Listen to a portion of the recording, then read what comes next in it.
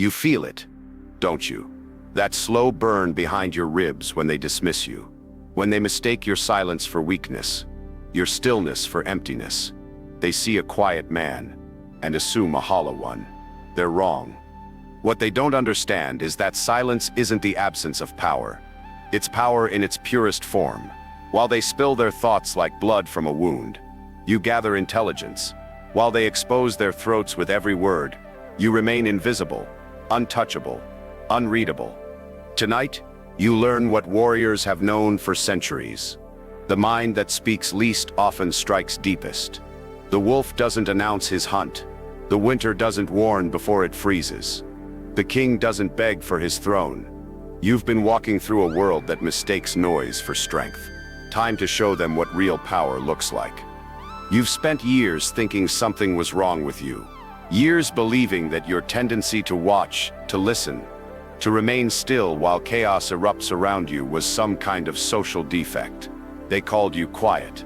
They called you antisocial. They mistook your observation for absence, your calculation for confusion.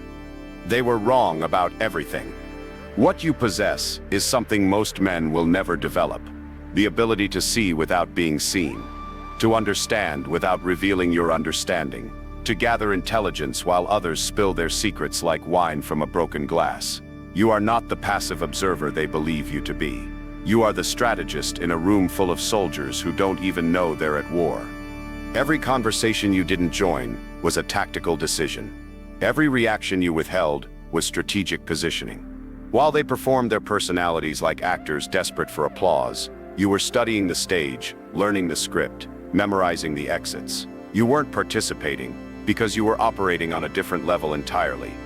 Think about the last time someone tried to provoke you, to pull you into their emotional theater, to make you dance to their rhythm. They pushed and prodded, waiting for the familiar response, the predictable pattern of offense and defense. But you gave them nothing. No anger to manipulate, no ego to bruise, no reactions to predict.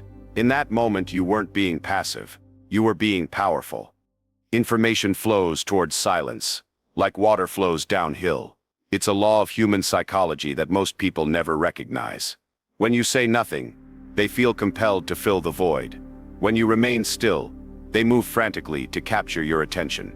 When you withhold your thoughts, they reveal theirs with increasing desperation. Your silence becomes their confession booth, and they are always ready to confess. You've learned something that extroverts spend their entire lives missing. The person asking questions controls the conversation, but the person staying silent controls the room.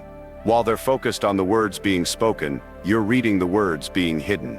While they're listening to what people say, you're understanding what they mean.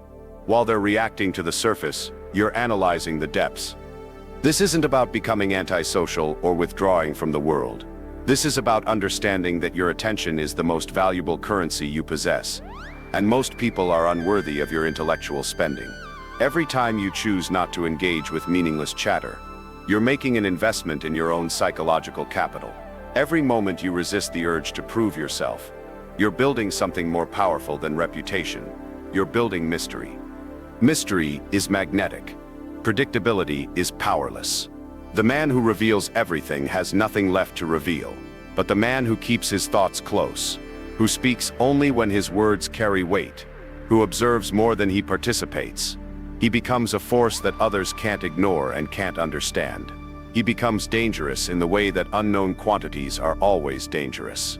Your silence doesn't make you weak. It makes you unreadable. And in a world where everyone else is an open book, the closed book becomes invaluable. They can't manipulate what they can't predict. They can't control what they can't understand. They can't defeat what they can't define. Every time someone calls you quiet, they're actually admitting their own discomfort with depth. Every time they try to pull you into superficial conversation, they're revealing their fear of meaningful silence. Every time they mistake your observation for inaction, they're exposing their inability to distinguish between stillness and preparation. You are not the background character in their story. You are the author of your own narrative, writing it in a language they will never learn to read. Your silence is not empty space. It's full presence. compressed into something so dense that it bends the social gravity of every room you enter. The weight of watching has been your training ground. Every moment of perceived exclusion has been preparation for true inclusion. In the rare class of men who understand that power doesn't announce itself, doesn't defend itself, doesn't explain itself, power simply is. And now you know what you are. Strength makes no sound in the wild. When the wolf circles his prey, he offers silence, not explanation. The forest does not announce which branch will break. You're learning slowly, painfully. The price and value of holding back. The world prods at you. They look for cracks in your armor, a wound they can press. They want to see you flinch. But you're colder than they know. They confuse your stillness for doubt. They poke at your edges, joking, mocking, testing. They call it just messing around. But their eyes are always searching, always measuring. It's a game for them, a power play lost on men born in the storm. They want a reaction, a rush of color in your face, an angry retort, a plea for mercy, a trembling of the hands. And when none comes, you see something shift. They begin to doubt themselves. There is a secret every seasoned warrior knows. But few will say when you offer no reaction, you force your enemies to reveal their real weapons. They escalate, desperate. Their mask slips. They wonder what you truly are beneath all that ice. You become the question that shivers down their spine. Emotional restraint is not the death of feeling. It is its evolution. An advanced shield, tempered by years of fire and betrayal. You remember every slight, every time they mistook your silence for meekness, every careless joke lobbed like a stone. Over years, something inside you calcifies into steel. You begin to realize numbness can be a crown, agony forged cold and bright. Your discipline is a fortress, built from all the storms you survived. When someone lashes out, when they try to cut you open with words or glances, you stay still, not because you don't feel, but because you've learned the cost of bleeding in front of wolves. You let their attacks meet nothing but stone. There's almost something merciful in it, like a mountain refusing to crumble for every passing wind. They become louder when you don't respond. In your silence they see themselves reflected and can't stand the sight. The drama of the world calls for players, but you stay in the audience, arms folded. They demand you dance for them, but you do not move. Inside, not emptiness, but control. Some men crumble under this pressure, desperate to prove they feel, desperate to show they are alive. But you've outgrown that childish hunger. You save your fire for what matters. Remember that gray rock at the edge of a rushing river? All water crashes against it, but the rock does not shift. It does not enter the water's chaos. It shapes the river itself.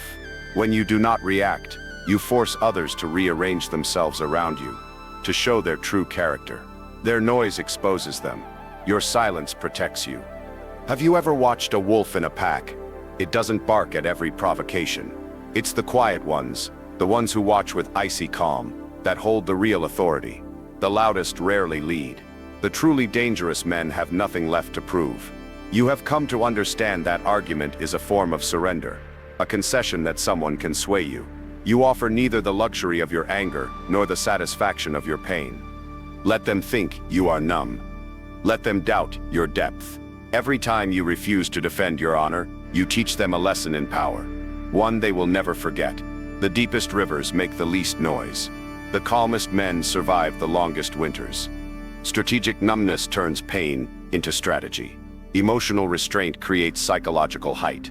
None can reach you, none can see every angle you command. Your apparent neutrality is not emptiness, it is dominance. You give only what cannot be used against you. Every withheld retort, every unreacted insult, is another layer to the barrier that keeps you untouchable. You become the safe house for your own mind. You know that whatever storm rages outside, the fire inside you burns in secret, controlled, never wasted. You don't waste time persuading sheep that wolf tracks matter. You don't send smoke signals to alert the blind. Vulnerability is no longer a tool for validation. It is a weapon for the rare, reserved for the worthy. Most will never see beneath this surface. Let them shiver at your silence. Let them guess and fumble in the frost. You are no longer theirs to read or rattle. They misinterpret silence as surrender, but you know better. Silence is what all storms become, after they have torn the world clean. It's not the end, it's the beginning. The space after suffering, where the real work of kings is done. Only a fool shouts his pain to the sky, hoping it makes him less alone. You've learned to reshape your pain. Fold it away, let it harden and cool. The world cannot wound what it cannot touch. In this, you are free. In this, you are made whole. You don't flinch for anyone, and that is why you will outlast them all. There is a mathematics to influence that most men will never understand. They believe power comes from volume, from the frequency of their voice cutting through the noise. They are wrong.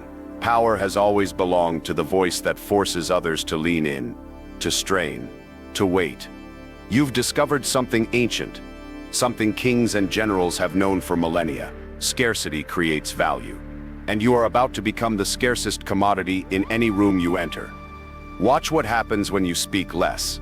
Notice how the air changes when you withhold your thoughts. Every word you don't say builds pressure in the atmosphere around you. Every reaction you refuse to give creates a vacuum that others feel compelled to fill. They begin to wonder what you're thinking. They start to analyze your silence for meaning. They project their own fears and desires onto the canvas of your restraint. This is the throne built from silence. Not inherited, not granted, but constructed through the disciplined architecture of withholding. Every time you resist the urge to defend yourself, you lay another stone in its foundation. Every moment you choose observation over participation, you add another layer to its height. You're not building with words or actions. You're building with absence, with mystery, with the weight of unspoken thoughts. Consider the last conversation where everyone was talking at once, voices overlapping like competing melodies in a broken symphony. Now remember the moment when one person spoke quietly, forcing the entire room to quiet down just to hear them. That person held more power in their whisper than all the others combined in their shouting. That person understood what you're learning now. That true authority is magnetic, not aggressive. Your silence becomes their obsession. When you refuse to fill every pause with meaningless chatter, others begin to fill those pauses for you. They reveal more than they intended. They confess thoughts they meant to keep hidden. They expose weaknesses they didn't know they had. Your restraint becomes their examination, and most fail that test of character without ever realizing they were being tested. This is psychological positioning at its finest. You're not avoiding conversation.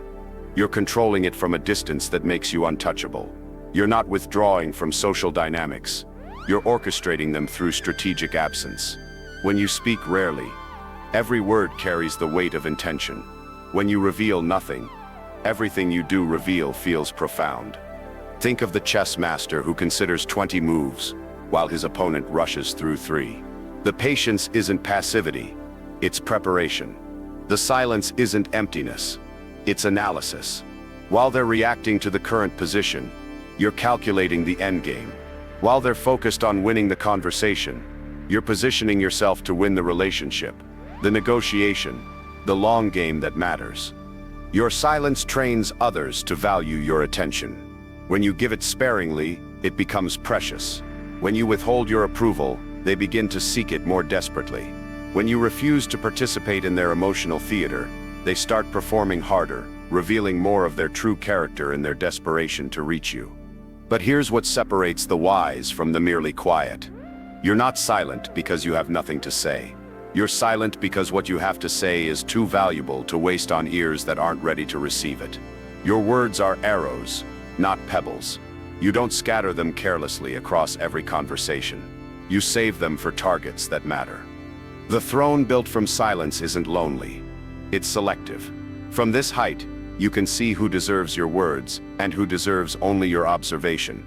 You can distinguish between those who want to understand you and those who simply want to use you. You can separate the worthy from the unworthy without ever having to explain your criteria. They mistake your selectivity for arrogance. But you know better. This isn't about thinking you're better than others. It's about recognizing that your energy, your attention, your verbal engagement are finite resources that deserve strategic allocation. You don't explain this to them because explanation diminishes power.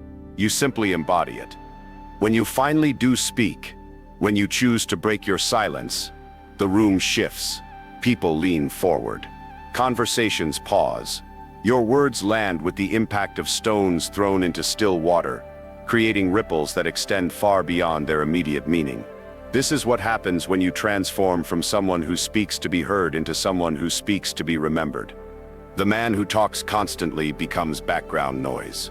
But the man who speaks rarely becomes the voice everyone waits to hear. You haven't lost the ability to communicate. You've upgraded it. You've moved from quantity to quality, from noise to signal, from chatter to command. Your silence isn't the absence of power. It's power in its most refined form, distilled, concentrated, and absolutely sovereign. In this world, most men are busy fighting the wrong war. They think the battlefield is obvious. Words versus words, gesture versus gesture, weapon versus weapon.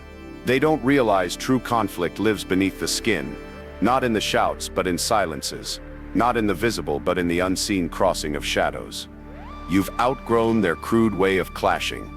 You know the sharpest blade is the one never pulled.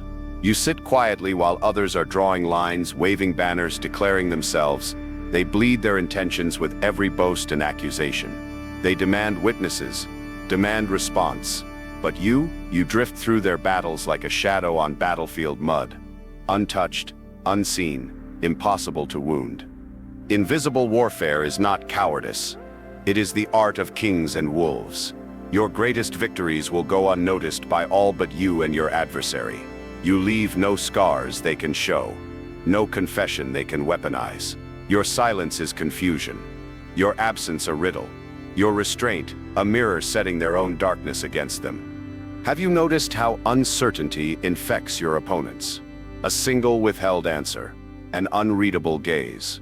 There's a violent storm where they expected soft rain. They find themselves wondering what you're actually thinking, why they cannot find their reflection in your eyes. They chase for reactions, escalate their play, but the wolf in the shadow gives them none. This is when their surface confidence cracks. They talk more, louder. They boast or belittle, or try to provoke. They laugh at nothing, explaining their jokes, desperate for applause, desperate for approval, desperate for something from you that they cannot name. Your silence burns them hotter than any insult could. You become an unanswered question in their mind, a cold front they cannot outlast. Every game has rules, but you no longer play on their board. You've learned to operate in layers. One word on the surface, 10 hidden currents beneath.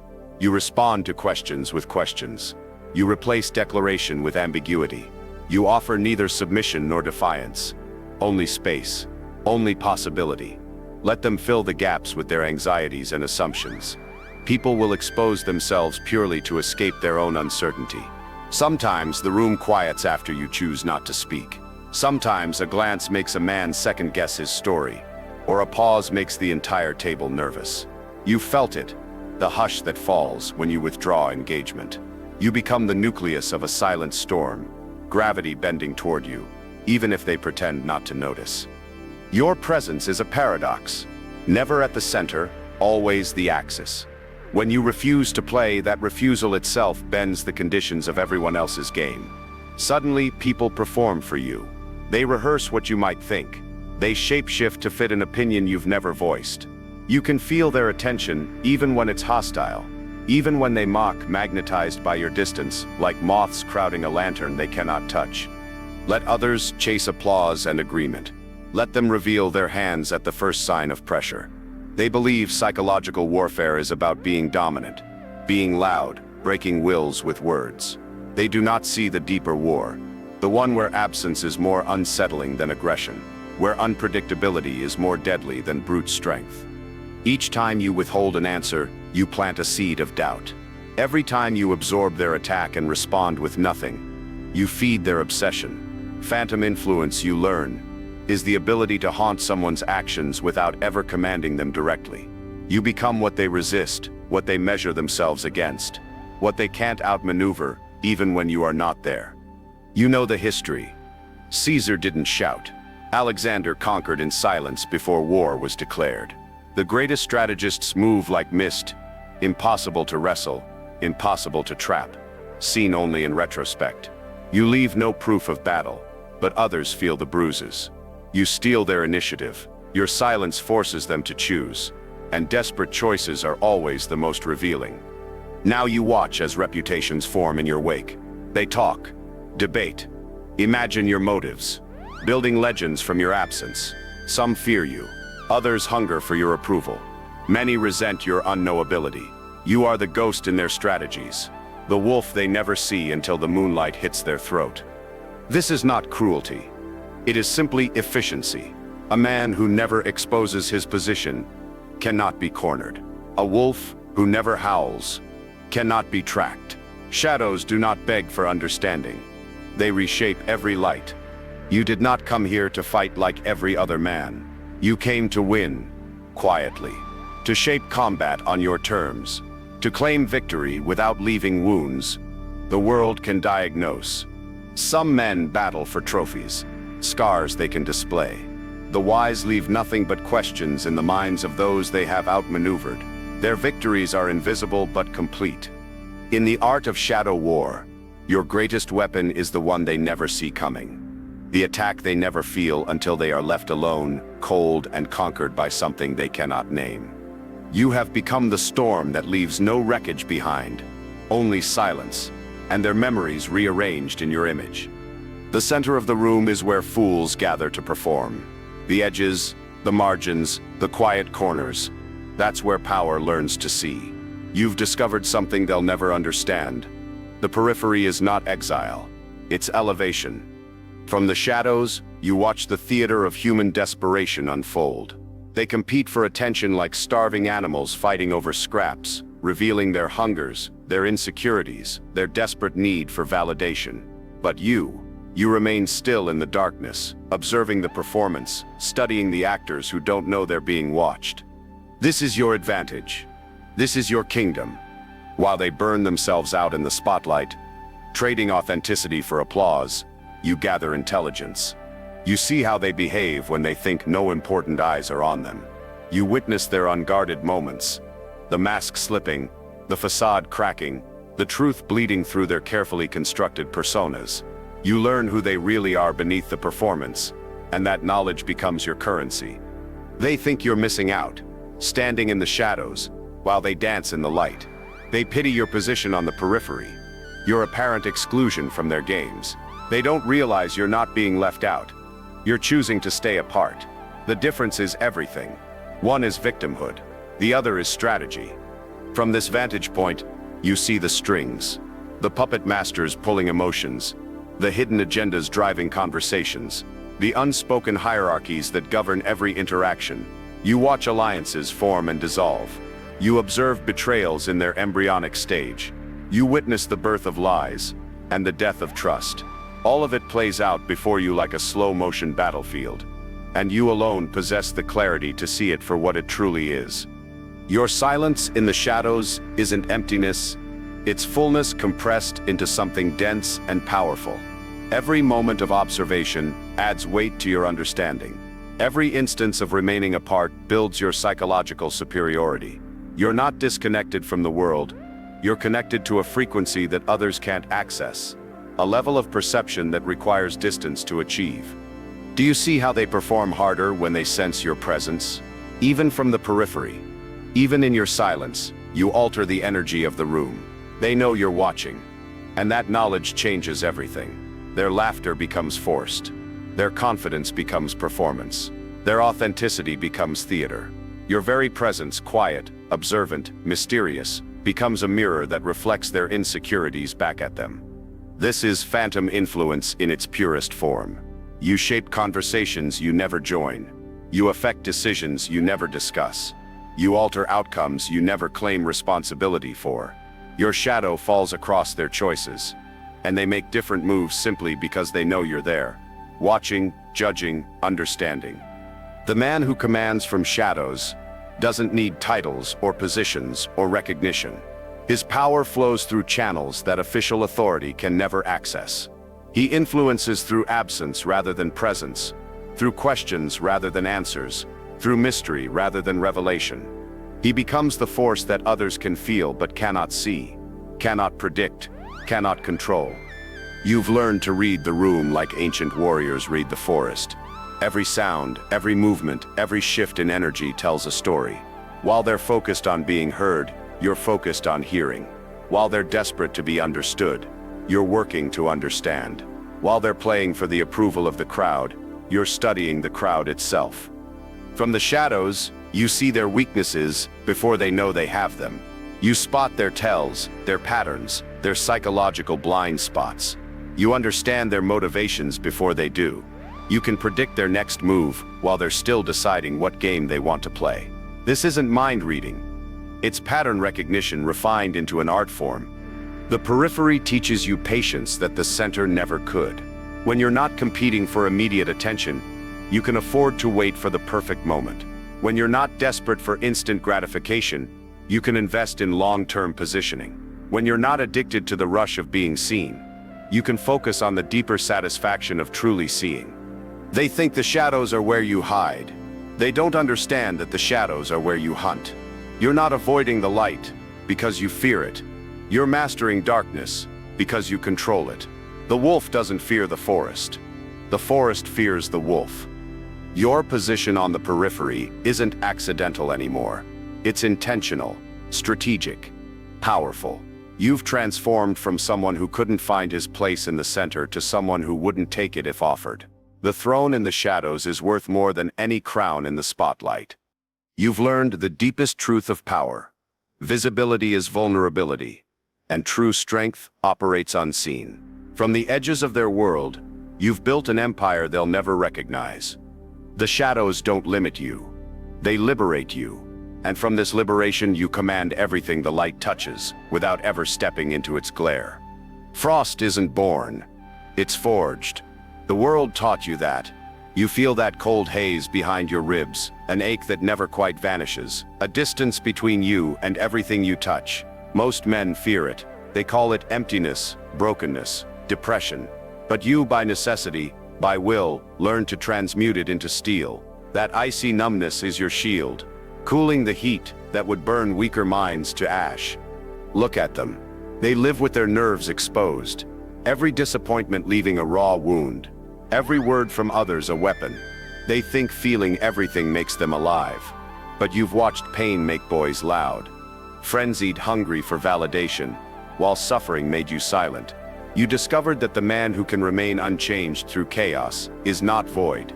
He is armored. The world hurls fire. You endure it, letting only what matters melt your surface. Most men are slaves to emotion. Their moods rise and fall like storm tides, leaving puddles of regret behind. You learned detachment not as escape but as strategy. It wasn't some flaw in your wiring.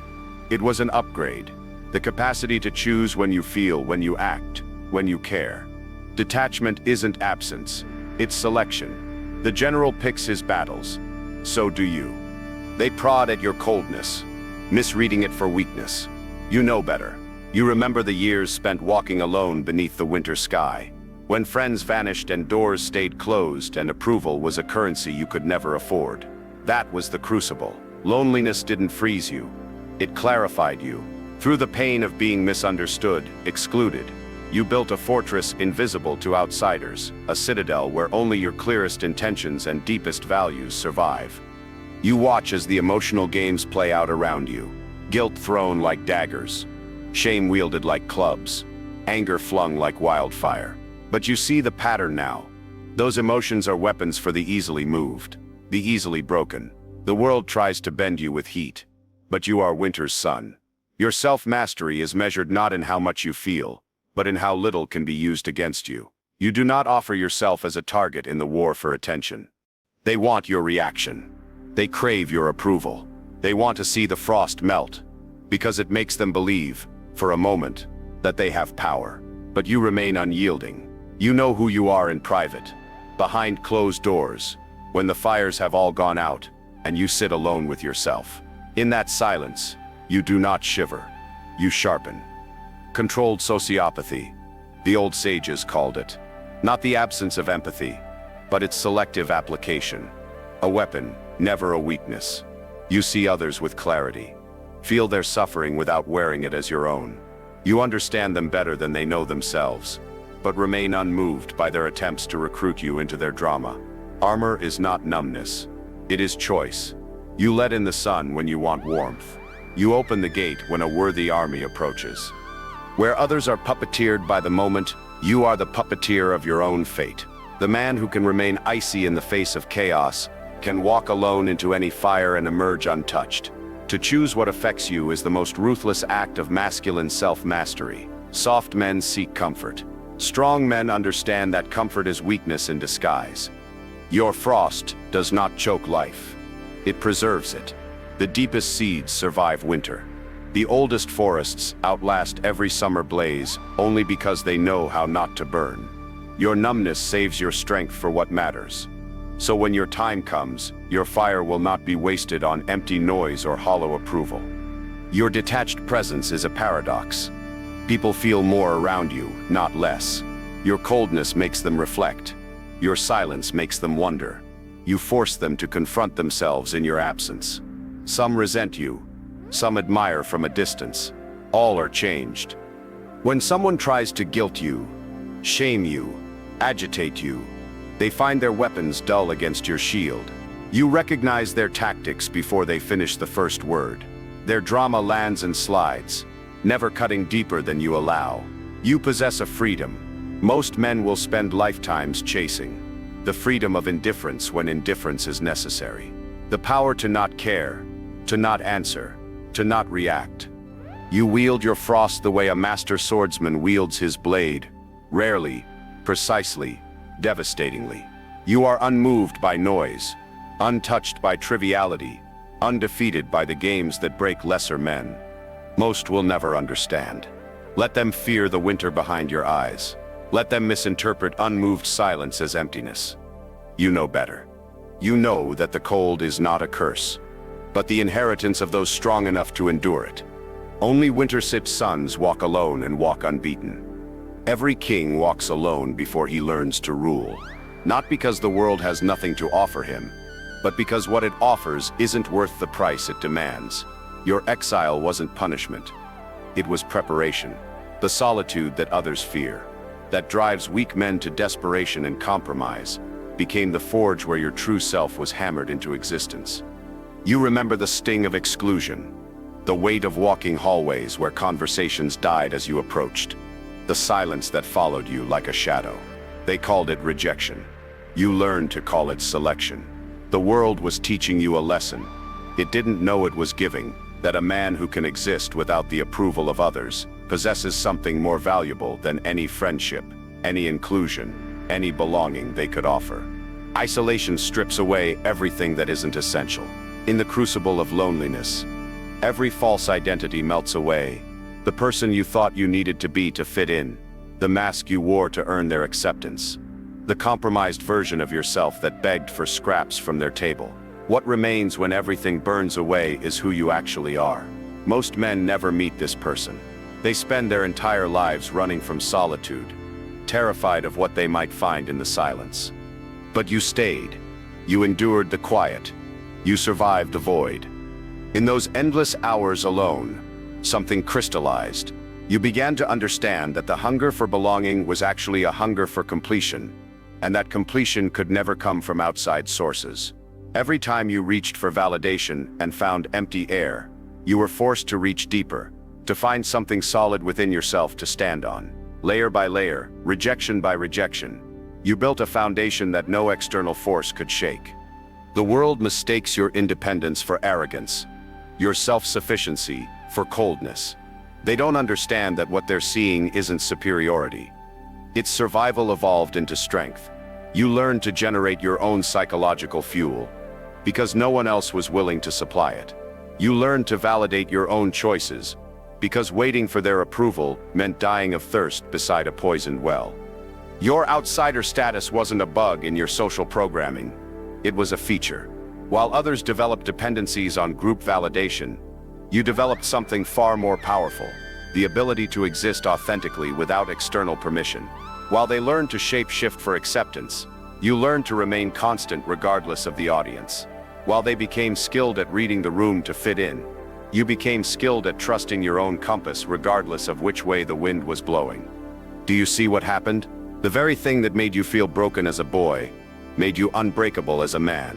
The isolation that felt like exile was actually coronation. You were being crowned king of your own kingdom, learning to rule from a throne that no one could grant you and no one could take away.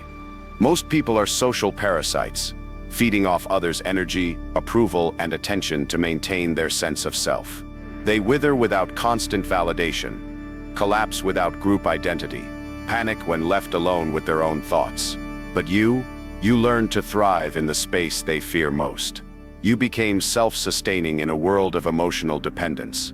Your exile taught you the difference between loneliness and solitude. Loneliness is the pain of being alone.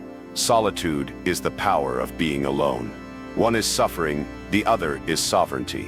You transformed the first into the second through sheer force of will and the patient work of self-discovery. Now you walk through their world like a man who owns something they can never touch. Your own approval, your own worth, your own definition of who you are and what you're worth. You don't need their acceptance because you've learned to accept yourself. You don't need their validation because you've learned to validate your own existence. You don't need their belonging because you've learned to belong to yourself. This is the paradox of exile. The man who needs nothing becomes magnetic to everyone. Your self-contained nature draws others, like gravity, in a world full of needy, validation-seeking individuals. The person who needs nothing becomes everything. Your independence becomes irresistible to those who have never tasted it. Your solitude becomes attractive to those who fear it. The exile's throne isn't granted by others. It's carved from the stone of rejection, polished by the friction of solitude, and claimed by the simple recognition that you were never meant to be ordinary. You were meant to be sovereign. They cast you out thinking they were diminishing you. Instead, they freed you from the prison of their expectations, their limitations, their small vision of what you could become. In exile, you didn't find yourself lacking. You found yourself limitless. The king who rules from solitude rules over a kingdom they can never enter, never understand, and never conquer. A room shifts before a word is spoken. Energy bends around presence, and power rarely needs a voice.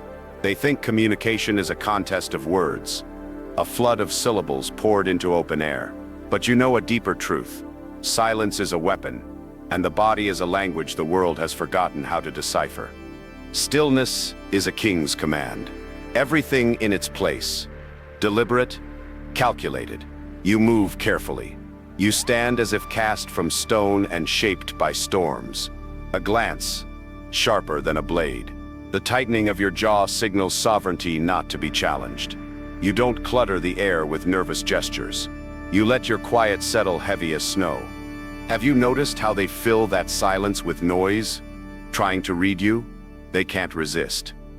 The human mind abhors a vacuum. They project onto that blank canvas, seeing mystery, danger, confidence, anything they can't produce in themselves.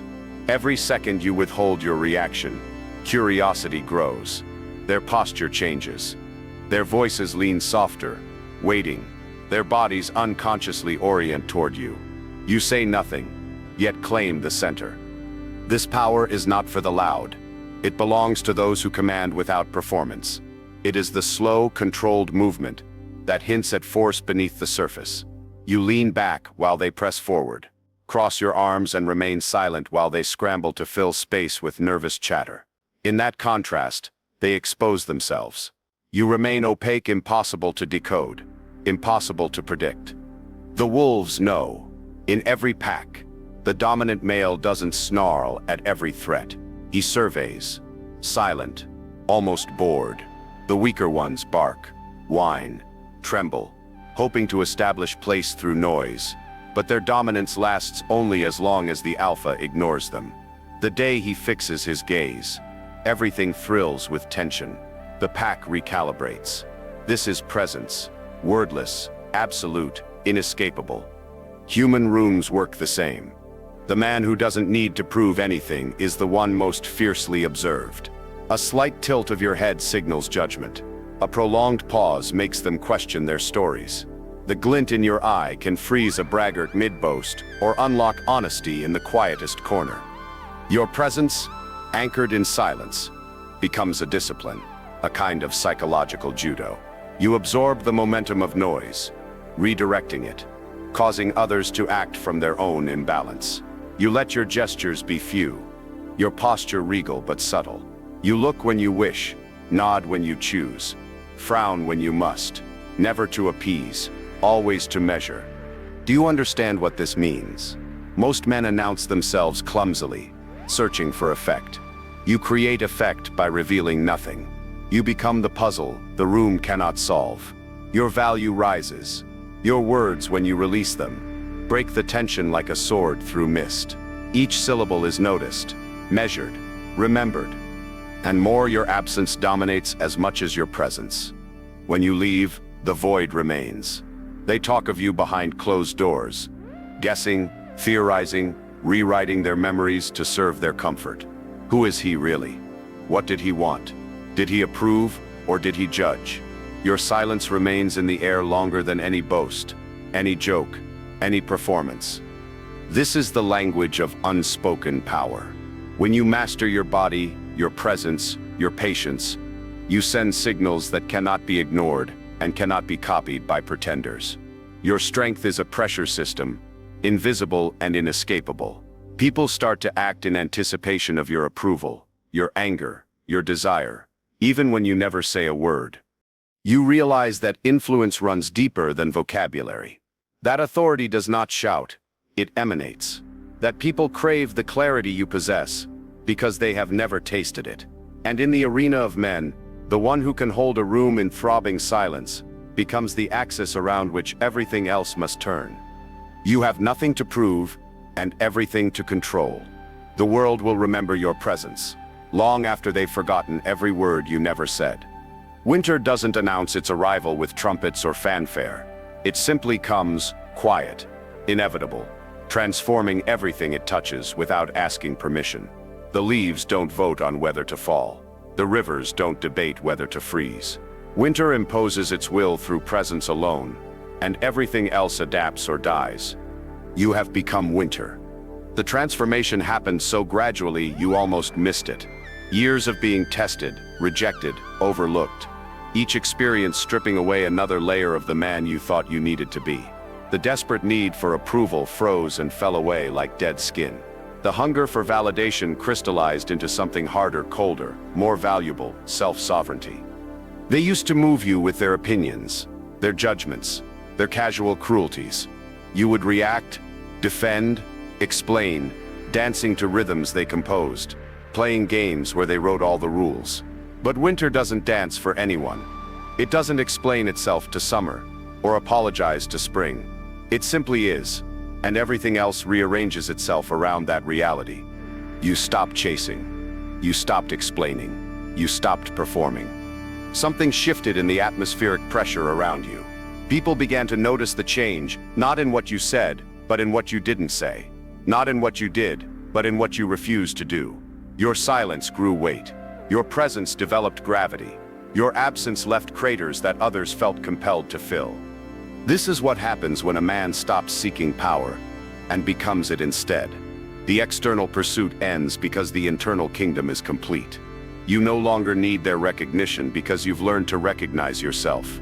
You no longer crave their respect because you've discovered something more valuable. Your own approval earned through trials they'll never understand. Winter kings don't rule through force or manipulation. They rule through the simple fact that everything around them recognizes their authority as natural law. A frozen lake doesn't argue with the sun about whether it should melt. The forest doesn't negotiate with frost about which trees deserve to survive. Your power isn't something you wield. It's something you embody. Watch how they respond to you now. The way conversations pause when you enter a room, not because you demand attention, but because your presence demands acknowledgement. The way their energy shifts when you remain silent, creating space that others feel compelled to fill with increasingly desperate attempts to reach you, to affect you, to matter to you. You've learned the deepest secret of influence. Scarcity creates value, and you have made yourself the scarcest resource in any environment. Your attention becomes precious because it's rarely given. Your approval becomes valuable because it's never guaranteed. Your presence becomes magnetic Because it's completely self-contained. The crown you wear was never something to be won in competition with others. It was something to be grown through the patient cultivation of inner sovereignty. Every moment of rejection that didn't break you, every instance of isolation that didn't crush you, every experience of being underestimated that didn't diminish you, all of it was building something that no external force could grant or take away. You realize now that the game was never about convincing them of your worth. It was about reaching a point where their opinion of your worth became irrelevant. Not because you stopped caring about excellence, but because you became the judge of what excellence means in your own life. This is the paradox of winter kingship. The man who needs nothing from others becomes someone everyone needs. Your independence becomes intoxicating to those who've never tasted it. Your self-sufficiency becomes attractive to those who live in emotional poverty. Your silence becomes more compelling than any words could be. They mistake your transformation for coldness. But you know better. This isn't the absence of fire. It's fire refined into something more useful than heat. This isn't emotional death. It's emotional evolution. You haven't become incapable of feeling. You've become selective about what deserves to affect you. Winter doesn't hate the other seasons. It simply operates according to laws that the other seasons cannot understand or override. Your authority doesn't come from being better than others. It comes from being true to principles that others lack the strength to embody. The world will always need someone to blame for its own weakness. Someone to resent for possessing what it cannot cultivate.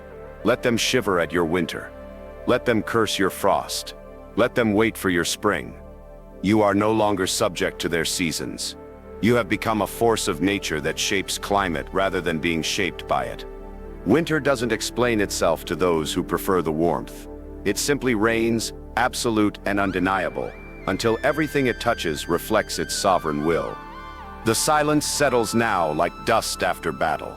You stand in the aftermath of your own transformation, surveying what remains when the noise dies and the crowds disperse. Everything they said you needed to become, loud, visible, desperate for their approval, lies broken at your feet. What rises from those ashes isn't what they expected. It's what you were always meant to be. You are no longer the man who enters rooms hoping to be noticed. You are the man rooms notice whether they want to or not. The difference isn't in what you do. It's in what you've stopped needing to do. You've shed the exhausting performance of proving your worth to people who were never qualified to judge it. Look back at who you were before this understanding took hold. That version of yourself, reactive, seeking, explaining, feels like watching someone else's life through glass. You remember the urgency, the desperate hunger for validation, the way their opinions could lift you or destroy you with equal ease. That man died somewhere in the silence. What survived is something harder, cleaner, more dangerous. This is the final integration, not the accumulation of tactics or techniques, but the synthesis of everything into a new identity that operates by different laws. You don't use psychological strategies anymore, you embody them. You don't practice stoicism. You live from a place where emotional turbulence cannot reach. You don't perform dominance. You simply exist in a way that makes dominance irrelevant. The game has changed because you've changed the rules. While others compete for attention, you command it without asking. While they fight for respect, you inspire it without earning. While they chase power, you wield it without grasping. The transformation is complete, not when you master the techniques, but when the techniques disappear into who you fundamentally are. You've learned to read the deeper currents that move beneath surface conversations, the hidden fears that drive aggressive behavior, the insecurities that fuel desperate attempts at connection, the emptiness that makes people perform their personalities like actors who've forgotten they're in a play. This vision isn't cynical, it's surgical. You see through to the truth that most are too afraid to acknowledge. But here's what separates you from those who use this knowledge for petty manipulation. You've transcended the need to use it at all. Your power isn't derived from exploiting others' weaknesses. It flows from your own strength. You don't need to diminish anyone else to feel tall. You don't need to wound others to feel whole. You've become self-generating, self-sustaining, self-sovereign. The lonely boy who felt excluded from their world has become the man who no longer wants entry into it. Not from bitterness, but from recognition. You've seen behind the curtain of social theater, and discovered that the performance isn't worth the price of admission. You've built something better. A kingdom where the only opinion that matters is your own. Where the only approval you need is your own. Where the only validation that counts comes from living according to principles that can't be bought or sold. You realize now that everything you thought you wanted from them, acceptance, recognition, belonging, was just a counterfeit version of what you've built for yourself. Their approval was fool's gold compared to the solid currency of self-respect. Their inclusion was a shabby invitation compared to the sovereignty of standing alone. This doesn't make you antisocial. It makes you selective. You can engage with their world when you choose to, but you're no longer trapped in it. You can play their games when it serves your purposes, but you're no longer ruled by their outcomes. You can care about others without being controlled by their opinions. You can love without losing yourself. The wolf doesn't hate the sheep for being sheep. He simply recognizes that he was never meant to graze in their fields. Your transformation isn't a rejection of humanity. It's an acceptance of your own nature, refined through fire until only the essential remains. You've become what every man secretly wishes he could be: untouchable, unshakable, and utterly, completely free. Free from their judgments, their expectations, their small definitions of what constitutes a successful life. Free to define your own terms, set your own standards, and live according to laws that you write. The journey that began with feeling like an outsider ends with the recognition that you were never meant to be inside their world. You were meant to build your own. And in that world, your world, you don't just survive the silence, you rule it. The quiet doesn't make you smaller anymore. It makes everything else fade until only what matters remains. You, sovereign and unbroken. King of a kingdom they'll never understand, but can never ignore.